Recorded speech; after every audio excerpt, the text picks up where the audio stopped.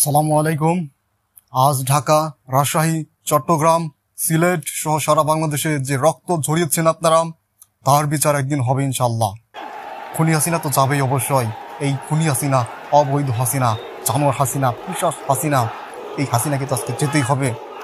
আজ আমার সারা দেশের ভাইরা তো গণভবন দখল করবেই, আপনাদেরও বিচার হবে।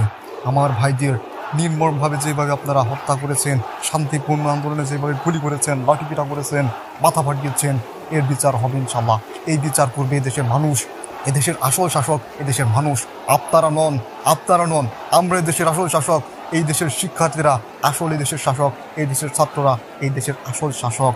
আমরা পারি, আমরা পারি এ দেশকে নতুনভাবে সাজাতে, নতুনভাবে গড়তে, নতুনভাবে করতে। আমরা এই দেশকে কোনো খুনিয়া মাফিয়া জানোয়ারদের হাতে দেব না, দেব না, দেব না। আমরা এই দেশকে রক্ষা করবো ইনশাল্লাহ। আপনারা হয়তো জেনে থাকবেন, আজ বাংলাদেশে ঢাকার গণভবন দখল করা হবে ইনশাল্লাহ, যদি আল্লাহ তাআলা চায়। দলে দলে, কাতারে কাতারে, হাজারে হাজারে, লাখে লাখে, কোটিতে কোটিতে ঢাকা প্রবেশ করুন। আমি আমার পারিবারিক কারণে আমি যেতে পারতেছি না, কিন্তু আপনাদেরকে অনুরোধ করবো, মা বাবা যদি থাকুন, আপনার সন্তানকে আপনি নিয়ে দরকার বলে যান, কিন্তু যান। আজকে যদি ডোয়ার ডাই, নাও আর নেভার, হয় এখনই নয় তো কখনোই না। আজ যদি আমরা গণভবন দখল করতে না পারি, তাহলে হয়তো কোনোদিনও পারবো না। আজকেই শেষ সুযোগ, আজকেই চূড়ান্ত আঘাত হানতে হবে, আজকেই আমাদেরকে প্রস্তুত থাকতে হবে। আমাদের যা কিছু আছে তাই নিয়ে আমাদেরকে শত্রুর মোকাবেলা করতে হবে, আমাদেরকে মোকাবেলা করতেই হবে। এই খুনি হাসিনা, অবৈধ হাসিনা, এই পিশাচ হাসিনাকে আমাদেরকে এই বাংলাদেশ থেকে দূর করতেই হবে।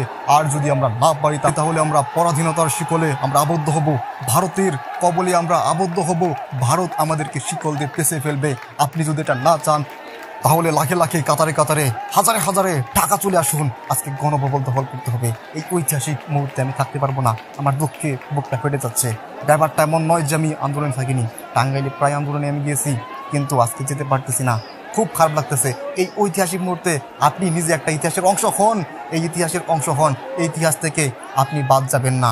সেই গণভবনের প্রত্যেকটা জিনিস দখল করতে হবে, লুট করতে হবে, পরিশেষে এই গণভবন জ্বালিয়ে দেওয়া হবে ইনশাআল্লাহ আজকে। আর police, RAB, BGB, Ansar, police বাহিনী যারা আছে তাদেরকে বলবো, শিক্ষার্থীদেরকে সহায়তা করুন, সাধারণ জনতাকে সহায়তা করুন। আমরা ভিনদেশি কেউ নয়, আমরাই আপনাদের ভাই, আমরা আপনাদের বন্ধু। আমাদের গায়ে একটাও গুলি চালাবেন না, এটা আপনাদের প্রতি অনুরোধ। আর যদি গুলি চালান, প্রত্যেকটার হিসাব নেওয়া হবে, প্রত্যেকটার হিসাব নেওয়া হবে ইনশাল্লাহ। আমরা ছাত্ররা নিব, আমরা এই দেশের ছাত্ররা ইতিহাস পড়তে এসেছি। বাংলাদেশে আমরা জন্ম নিয়েছি ইতিহাস করার জন্য, আমাদের জন্মই হয়েছে ইতিহাস করার জন্য। আমরা হকের পথে থাকবো, ন্যায়ের পথে থাকবো, ন্যায় প্রতিষ্ঠা করবো।